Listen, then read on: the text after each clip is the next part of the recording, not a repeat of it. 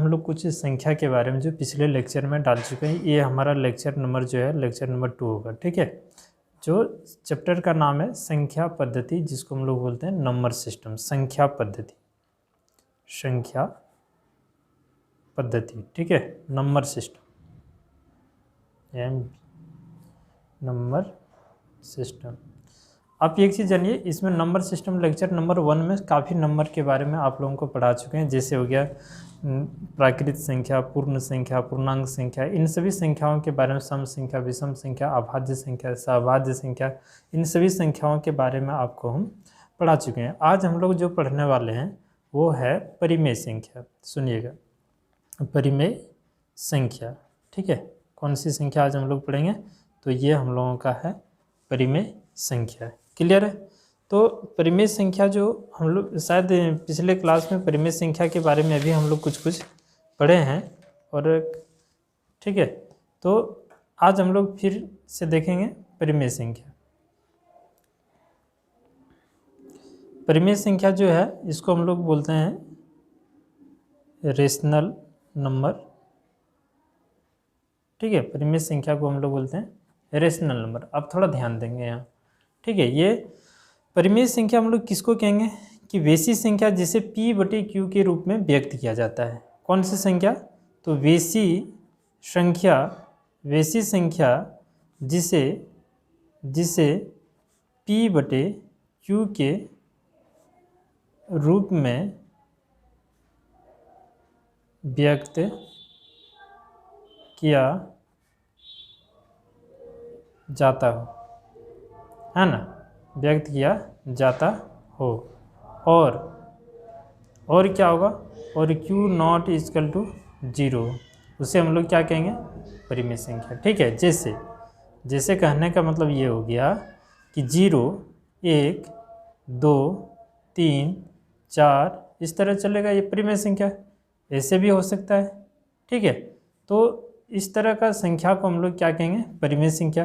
कभी कभी देखिए आपको √4 मिल जाए, √9 मिल जाए, तो इस तरह की संख्या को भी हम लोग परिमेय संख्या कहेंगे।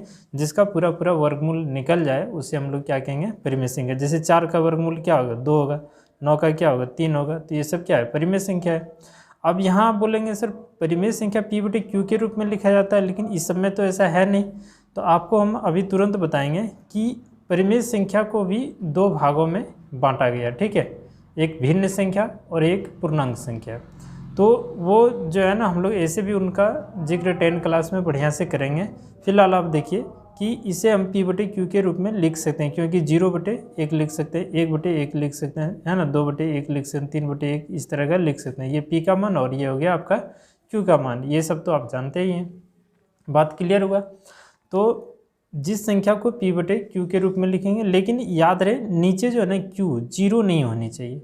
अब Q 0 इसलिए नहीं होनी चाहिए क्योंकि किसी भी संख्या के नीचे में अगर 0 होता है ना, तो ये अपरिभाषित रिजल्ट आता है इसका, ठीक है। इसीलिए ये परिमेय संख्या संभव नहीं है। अब यहाँ बात आता है कि परिमेय संख्या का थोड़ा आप लोग देखिए, परिमेय संख्या का दशमलव प्रसार, परिमेय संख्या का दशमलव प्रसार, ठीक है। परिमेय संख्या का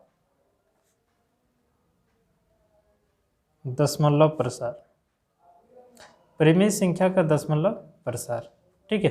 परिमेय संख्या का दशमलव प्रसार, परिमेय संख्या का दशमलव प्रसार 2 तरह के होते हैं।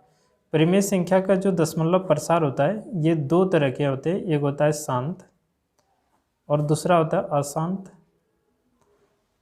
ठीक है। एक होता है शांत और दूसरा होता है अशांत।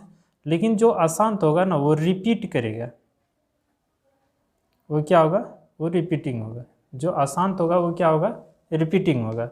जैसे कहने का मतलब ये हुआ कि जैसे 1/2 इसको 2 से भाग 1 में देंगे तो 0.5 आएगा, यानी 2 से भाग देंगे 1 में तो भाग तो जाएगा ना 0, तो पॉइंट बिठाएंगे यहाँ, तो 5 बार में ये पूरा देखिए कट गया। शेषफल क्या आ गया? शेषफल आपका 0 आ गया। नहीं, शेषफल जब 0 आ गया तो यहाँ जो होगा इसको हम लोग बोलेंगे शांत दशमलव प्रसार, दशमलव प्रसार, ठीक है। जैसे यहाँ लें 1/3 तो 3 से अगर हम भाग दें 1 में तो भाग तो जाएगा नहीं, तो ये 3 3 9, फिर 1, फिर 0.0, फिर 3 3 9, ये क्या होगा आपका बढ़ते जाएगा, तो ये होगा 0.3333, ये क्या होगा आपका बढ़ते जाएगा। तो इसी को हम लोग बोलते हैं अशांत दशमलव प्रसार, अशांत दशमलव प्रसार। अब यहाँ देखिए, जो शांत दशमलव प्रसार को हम लोग बोलते हैं टर्मिनेटिंग डेसिमल एक्सपेंशन, बात समझे, और इसको हम लोग बोलते हैं नॉन टर्मिनेटिंग, ठीक है, डेसिमल एक्सपेंशन।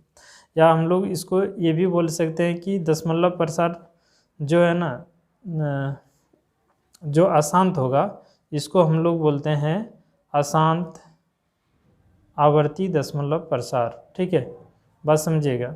दशमलव प्रसार क्या होगा, ये जो ऐसे बढ़ते रहेगा, असीमित हो, लेकिन वो क्या होनी चाहिए, रिपीट होनी चाहिए, क्या होनी चाहिए, रिपीट होनी चाहिए, ठीक है, याद रहेगा। फिर से देखिए कि परिमेय संख्या का दशमलव प्रसार 2 तरह के होते हैं, यहाँ से क्वेश्चन आता है। एक होता है शांत दशमलव प्रसार और दूसरा होता है अशांत। लेकिन जो अशांत होगा ना, अशांत होगा वो रिपीट करेगा, जो अशांत होगा वो रिपीट करेगा। अगर रिपीट नहीं होगा तो वो परिमेय संख्या नहीं होगा, वो क्या होगा, अपरिमेय संख्या होगा। बात समझ में आ रहा है, बड़ी ध्यान से देखिएगा। इसका देखिए दशमलव प्रसार शांत है, तो इसका मतलब ये जो हुआ और ये जो हुआ, ये दोनों तो एक ही चीज़ है, इसको हम लोग परिमेय संख्या लिखेंगे। अगर आपको इस तरह देगा तो आप तो बड़ी इजी से बोल देंगे 1/2 है तो परिमेय संख्या हो गया, लेकिन अगर दशमलव में देगा तो फिर क्या कहेंगे कि परिमेय संख्या नहीं है, नहीं ये भी परिमेय संख्या है। तो क्या ये परिमेय संख्या है, तो हम बोलेंगे ये भी परिमेय संख्या है, क्योंकि दशमलव के बाद संख्या इसमें क्या होता है, रिपीट होता है। दशमलव के बाद संख्या क्या होता है, रिपीट होगा। अगर ऐसा होता है तो उसको हम दशमलव परिमेय संख्या कहेंगे, अन्यथा उसको परिमेय संख्या नहीं कहेंगे। देखिए दशमलव में जब भी आपको कोई मान दिया रहे और आपको पहचानने के लिए बोले कि परिमेय संख्या है कि नहीं है, तो चलिए हम लोग 1-2 एग्जाम्पल देखते हैं। जैसे कहने का मतलब है कि 0.27, ठीक है, या फिर 37 37 37 ऐसे बढ़ रहा है, तो इसको हम कौन सी संख्या कहेंगे, इसको बोलेंगे ये परिमेय संख्या है, परिमेय संख्या है। आप बोलेंगे क्यों परिमेय संख्या है भाई, तो आपका आंसर क्या होगा, क्योंकि देखिए इसे आपका आंसर होगा, क्योंकि दशमलव, आपका आंसर होगा कि दशमलव प्रसार जो है ना, दशमलव प्रसार अशांत और रिपीटिंग है। दशमलव प्रसार क्या है, अशांत और रिपीटिंग है, ठीक है। लेकिन अगर यही चीज़ रहे 2 3 5 7 8 2 है ना, 3 0 7 5 इस तरह कुछ आ रहा है, देखिए कहीं आपको रिपीट हो रहा है नहीं, तो इसको हम लोग क्या कहेंगे, अपरिमेय संख्या, अपरिमेय संख्या आपको याद होनी चाहिए। और अगर सिर्फ ऐसे रहे इसमें रिपीट नहीं हो रहा है 0.25, देखिए ये ब्रेक है ना ऐसे, तो जब ब्रेक रहे तो इसको तो हम लोग परिमेय संख्या बोलेंगे ही बोलेंगे, परिमेय संख्या। ठीक है, क्लियर है, यहाँ से काफ़ी क्वेश्चन आएगा। अच्छा, बिना भाग दिए, बिना भाग प्रक्रिया किए परिमेय संख्या का पहचान करना। बिना भाग दिए परिमेय संख्या का हम लोग कैसे पहचान करेंगे, बिना भाग दिए, आपको भाग नहीं देना है। तो अभी हम कुछ देर पहले आपको बोले कि परिमेय संख्या को 2 भागों में बांटा गया है, ठीक है। कौन कौन सा भागों में बांट दिया गया भाई, एक भिन्न में और एक पूर्ण संख्या में। होता है एक ही चीज़ है, देखिए लिख देते हैं थोड़ा सा। परिमेय संख्या जो है, ये परिमेय संख्या 2 भागों में बांट दिया गया है। एक होता है भिन्न, जिसको हम लोग फ्रैक्शन बोलेंगे, जिसको हम लोग क्या कहेंगे, फ्रैक्शन। और एक होता है पूर्णांक संख्या, है ना, जिसको बोलते हैं इंटीजर नंबर। बात समझे। भिन्न संख्या में क्या होता है कि इसमें अंश होता है, भिन्न में क्या होता है, अंश होता है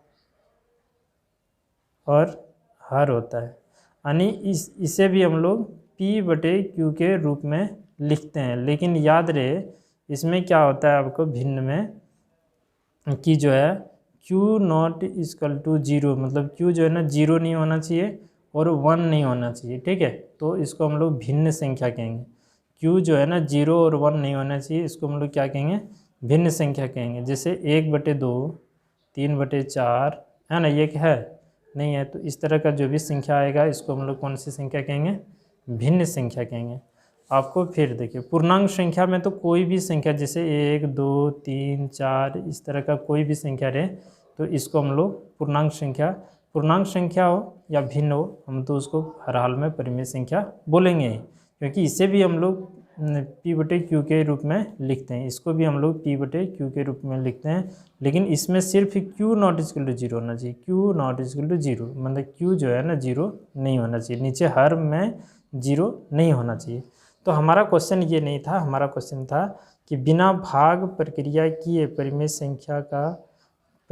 संख्या देखिए बिना भाग प्रक्रिया किए परिमेय संख्या का पहचान करना, बिना भाग दिए, ठीक है, भाग नहीं देना है, बिना भाग दिए ही आपको बताना है कि परिमेय संख्या का दशमलव प्रसार क्या होगा। ये पेज नंबर कितना है, 7। देखिए अब यहाँ जो है इस बात को समझिएगा, परिमेय संख्या का पहचान कैसे करेंगे। अभी हम तुरंत लिखे परिमेय संख्या को जो है ना P/Q के रूप में लिखेंगे, P/Q के रूप में लिखेंगे। तो ये जो Q होता है ना, देखिए ऊपर वाले को हम लोग क्या बोलेंगे, अंश बोलेंगे, और नीचे वाले को क्या बोलेंगे, हर बोलेंगे, यही ना बोलेंगे। तो ये जो हर होता है ना नीचे वाले, ये जो हर होता है ना इसको अंश बोलेंगे और इसको क्या बोलेंगे, हर बोलेंगे।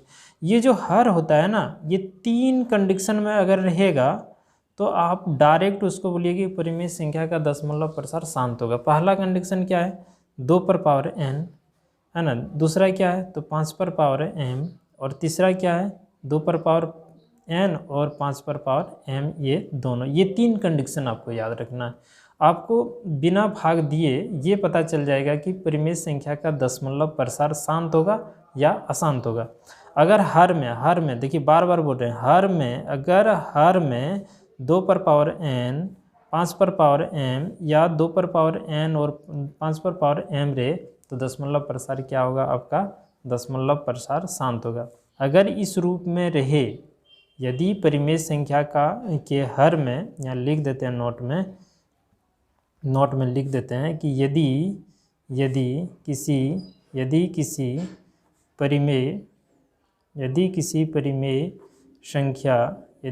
परिमेय संख्या के हर में 2/n है ना, 5/m या 2/n और 5/m रहे तो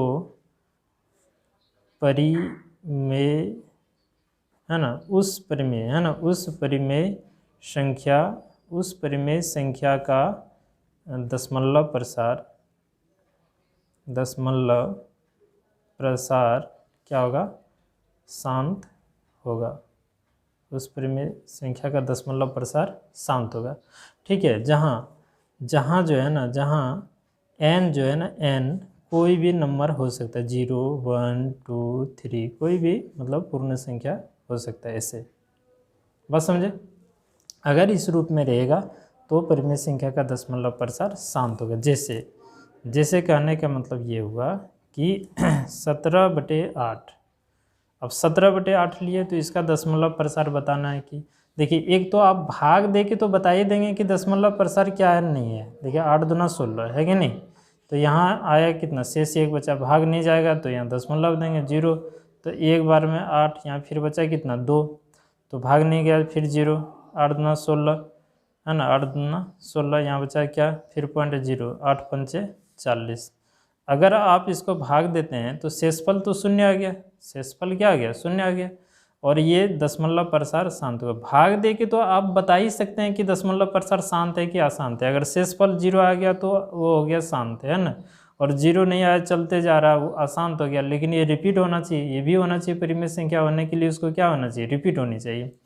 तो हमें भाग नहीं देनी है, हमें भाग नहीं देना है, बिना भाग दिए ही बताना है कि परिमेय संख्या का दशमलव प्रसार शांत है या अशांत। तो इसके लिए हम लोग क्या करेंगे, इसका जो हर है ना 8 को हम लोग इसका अभाज्य गुणनखंड निकाल देंगे ऐसे करके, ठीक है, इस तरह का।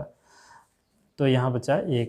अब यहाँ 17, अब यहाँ हमें देखना है क्या, इसको हम लोग लिख सकते हैं 2 पर पावर 3, इसको हम 1 2 3, 2 पर पावर कितना लिख सकते हैं, 3।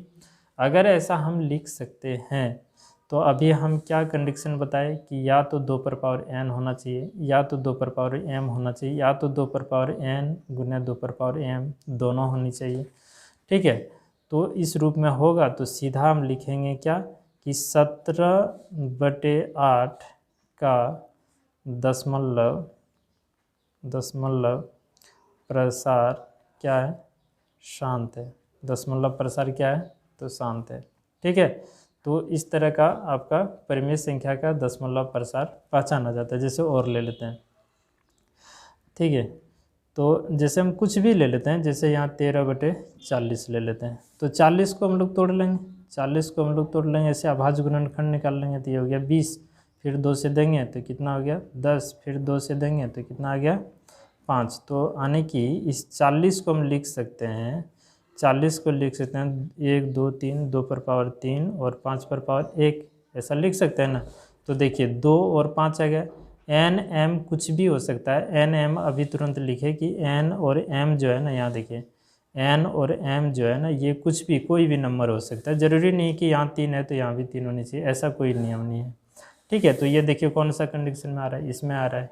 तो इस तरह आ जाए तो इसका दशमलव प्रसार क्या होगा, शांत होगा। तो डायरेक्ट आप लिख दीजिए कि 13/40 मूल संख्या, पहले वाला संख्या लिखना है, का दशमलव प्रसार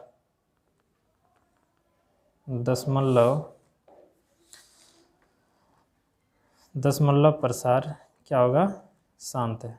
दशमलव प्रसार क्या है, शांत है। अब जो है ना, इतना बात तो आप समझ में आपको आ गया। या फिर एक और ले लेते हैं, जैसे अब यहाँ जैसे हम ले लेते हैं कितना 11/75, 11/75। अब इसका दशमलव प्रसार बताना है, तो फिर वही 75 को तोड़िए आप 5 से, 3 से, जिससे देना है। तो ये देखिए इसको तोड़ेंगे तो 15×5 = 75, फिर 5 से देंगे तो आएगा 3, यानी कि इसको लिख सकते हैं तो 5 पर पावर 2 गुना 3 पर पावर 1। तो अभी यहाँ देखिए आ गया क्या, 3 आ गया। तो इसका दशमलव प्रसार क्या हो जाएगा, अशांत। इसका दशमलव प्रसार क्या हो जाएगा, अशांत। क्यों अशांत होगा, तो अभी हम तुरंत बताए कि शांत होने के लिए सिर्फ यही तीनों में से कोई एक होना चाहिए, ठीक है। इसके अलावे इसके देखिए 2 नीचे में हर में 2 5 या केवल 5 या केवल 2 के अलावे अगर कोई संख्या आ रहा है तो दशमलव प्रसार क्या होगा, अशांत होगा।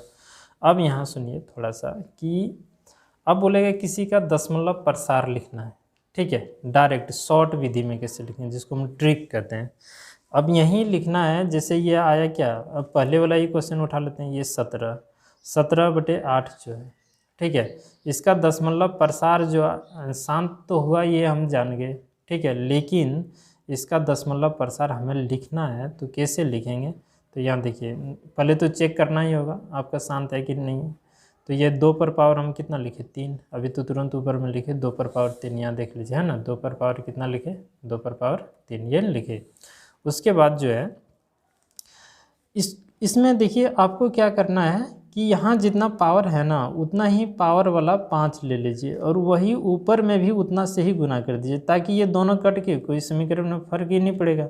अब ये 17 हो गया और गुने ये कितना 5 को 3 बार अगर हम गुना कर दें, 5 को अगर 3 बार 25 गुना 5 करेंगे तो 125 हो जाएगा। बटे यहाँ देखिए गुना में ये पावर आधार क्या है, अलग अलग है, आगे चल के हम लोग ऐसे पढ़ेंगे, अभी सिर्फ ऐसे ये को ध्यान में रख लीजिए। और पावर सेम है तो ये 2 गुना 5 और पावर एक ही को होता है, ठीक है।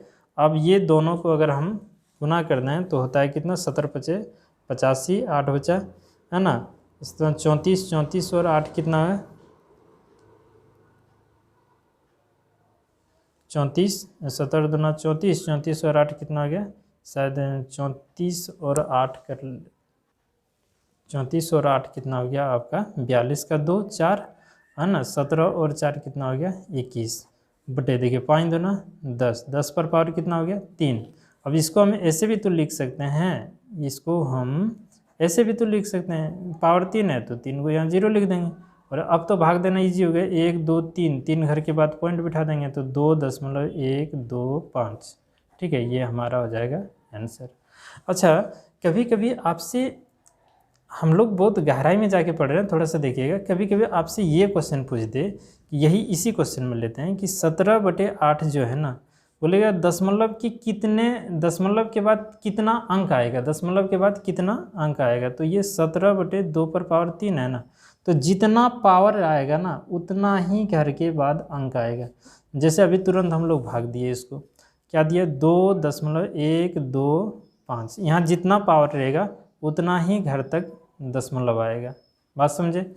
अब बोलेंगे कभी कभी सर 2 रे, मतलब ऐसा कुछ रे जिसमें जैसे अगर कोई भी है ना, कोई भी नंबर ले लेते हैं, जैसे आप ले लीजिए ना 5 या फिर 53 ले लेते हैं और नीचे में लिख देते हैं 2 पर पावर 2 और 5 पर पावर 3। तब अब बोलेंगे यहाँ पॉइंट के बाद जो है ना कितने घर तक आएगा, तो इसमें सबसे बड़ा घात जो है वो देखिए 3, तो 3 घर, इसको आप तोड़ के अगर भाग देंगे ना तो 3 घर तक ही अंक आएगा। ठीक है, उसके बाद दशमलव प्रसार इसका क्या हो जाएगा, शांत हो जाएगा। ठीक है, यानी कि शेषफल आपका क्या आ जाएगा 0 आ जाएगा। तो यहाँ तक शायद आप परिमेय संख्या को बढ़िया से पढ़ें। और परिमेय संख्या को अगर हमें संख्या रेखा पे दर्शाना हो, बड़ी इंपॉर्टेंट चीज़ है, अगर परिमेय संख्या को संख्या रेखा पर निरूपित करना हो, परिमेय संख्या का संख्या रेखा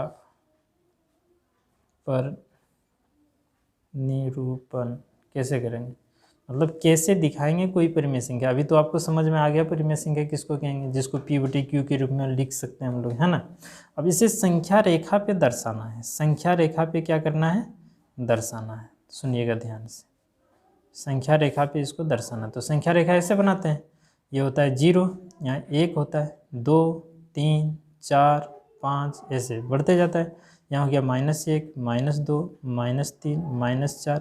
अब बोलेंगे परिमेय, देखिए परिमेय संख्या आपका धनात्मक ऋणात्मक कुछ भी हो सकता है। जैसे आपको यहाँ एग्जाम्पल में हम लोग जो दिखाए, ठीक है, तो ये आपका धनात्मक ऋणात्मक जो है ना कुछ भी हो सकता है। परिमेय संख्या धनात्मक ऋणात्मक कुछ भी हो सकता है। देखिए आप, इसको हम लोग परिमेय संख्या कहेंगे। ठीक है, और इसे बटे में भी लिख देंगे। अब यहाँ एक चीज़ हम ये बताना चाह रहे हैं कि भैया आप ये चीज़ बताइए कि 0 से 1 तक कैसे आया। तो हम लोग बढ़ते गए, जैसे यहाँ 1 तक कैसे आया, 0 में पहले 0 हम लोग है ना 0.10 है, फिर यहाँ क्या 0.0 इसको लिख सकते हैं, फिर ये 0.1 हुआ होगा, 0.2 हुआ होगा, है ना, 0.11 ऐड करते जाएंगे, 0.3 0.4 0.5 0. क्या होगा 5 0.6 ऐसे ना होगा, 0. क्या होगा 7 0.8 0.9।